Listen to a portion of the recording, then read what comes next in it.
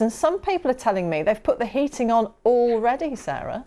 Oh, already. Well, I don't know what to say about that, Martine. I think temperatures have been a bit on the cool side, haven't they, for some of us, particularly in the south and the east. But things haven't been changing in a hurry. And that's because we've got a really stubborn area of high pressure with us at the moment.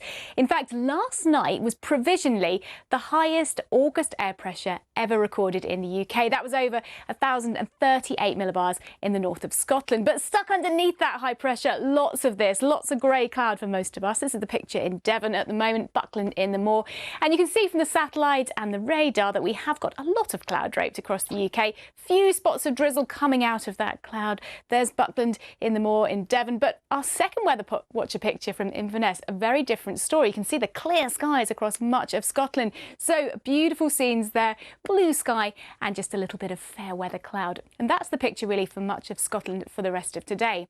Good afternoon. Well, the high pressure's still in charge, but so is the cloud. It remains rather grey today.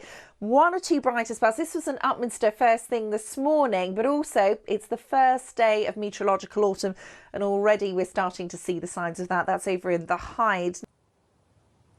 Well, from the first day of autumn compared to the last day of summer, there's been absolutely no change whatsoever. Plenty of cloud around still. In fact, if I look up at the sky, there's a tiny bit of brightness coming through, but mostly just cloudy. And over the next few days, it should be pretty dry, but just where that cloud's thick enough, we could get the odd shower. But hopefully, we'll see a touch more sunshine as we go through the next few days.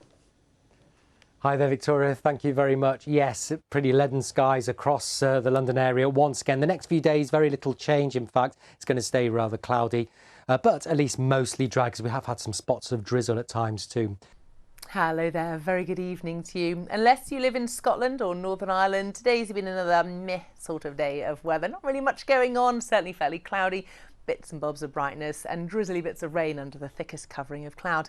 So high pressure, of course, is still very much in control of our weather, but there's a lot of cloud trapped underneath that area of high pressure, and it continues to be the case over the next few days. So if we run the sequence for Thursday into Friday as well, high pressure still firmly in control. It's just these northwestern parts are sort of away from that feed of cloud that's coming in off the North Sea, and that's why you're seeing the lion's share of the decent weather at the moment.